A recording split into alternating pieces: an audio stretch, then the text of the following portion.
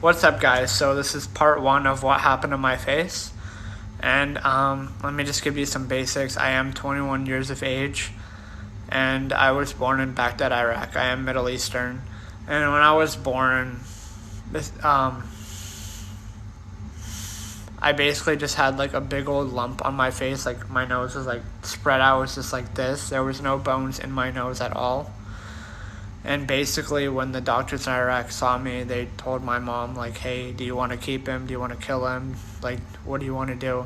And in that moment, my mom decided to keep me. And they decided to let us come to America so I can get the medical treatment that I needed. And I was only, like, just born, so I came here when I was, like, 6 months old.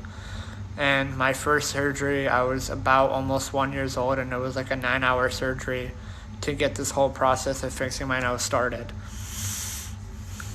So after the first surgery, it was just me and my mom here. We stayed with our uncle while the rest of my family was coming back. So we were separated for about 1 to 2 years. And in those upcoming years as a child, I just kept having consistent surgeries to somehow repair my nose, because like I said, there was no bones, there was nothing. Like, this was a rare case. Like, I've only seen one other person have this case. And basically, they just had to like think of a plan of how to shape it and what to do. And basically, like, this part was in 6th grade, where they took the first part of my rib out just to shape out this part of the nose, and this one would stay fat with nothing left. And they even tried, and then after that, they put a tube right here, but it didn't work out after that, because I got hit with a ball or something, so it didn't work. So they had to take eventually another part of my rib and put it over here to install the full version of the nose. And those were the most painful. So in 6th grade, they took the first part of my rib and put it here, and then my sophomore year, they took another side from my rib and another bone from my rib to put over here to install the full version of the nose. And those ones were the most painful surgeries that I lived for. Like, when I was younger, I couldn't remember anything, obviously, because I've been through over 20 plus surgeries. And in those surgeries, those were like the big ones. Like, those were ones that took like 6-7 hours long to fully install. And of course, like, the scar is still going to be there. But those were just the most painful ones that I remember. And there was also revisions done and everything.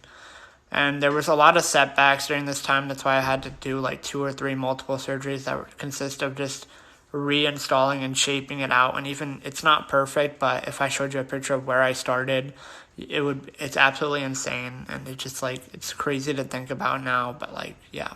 Growing up, there was a lot of rumors of what happened to me. Like, when I was little, of course, like, I don't think anything of it. Like, when you're 6-7 years old, when you have like something going on, no one eventually points it out until you get older. Like, it wasn't until junior high and high school where I started asking questions and got the full story, because my family like didn't tell me for so long, because they didn't know how it would affect me. And like, of course, when you're going to high school, you know, it starts to hit you. The bullying comes in. People think you're so different. They would say, oh, you're weird, you're creepy, you're this, you're that. And through all my struggles, you know, I did suffer through depression in high school, especially my sophomore and junior year. And it just like, with this, it just showed me to work harder and stronger and do what I gotta do, and use this as a fuel to like, yeah, I'm different, and just take that to my advantage and just be different in my own way. But it is what it is. And of course, when I got the full story, like, I wasn't psyched about it. Like, I was born with no bones in my nose. I have a scar on my face. I have to live with this for however long. And it just, like, it sucked to hear all the stories at once. But at that time, you know, like, I had no choice but to fall into a deep depression. And I had no one to talk to until I actually graduated high school and just had a reality check that I'm born like this. I was born with no bones in my nose for a reason. I was put on this earth for a freaking reason. I went through 20 plus surgeries for a freaking reason. And I mean, it just like, having a disability taught me so much, and I'm just so grateful that I have all these past experiences. And that's why I'm doing this, to show you guys that you could do anything, even with a disability, with setbacks, with depression, with anxiety, with anything. That you could do anything is possible. Like me, I'm showing the world my face, and I'm damn proud of it, and I have nothing to be ashamed about.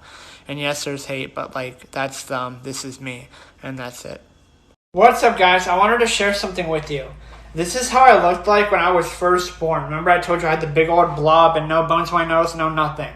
And this is what I looked like after all the 20 plus surgeries I had to go through to install bones in my nose. And now this is the results after all the scar removal I've done, and I still need to do a couple. But as you can see, the results are tremendous and insane.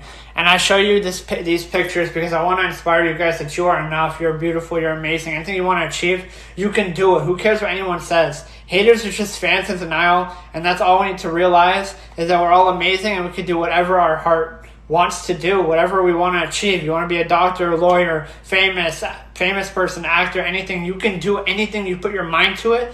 You just need to want it more. I want it, and I want to inspire people. And these results from this to this to this is freaking incredible, and I'm so grateful. I love all of you.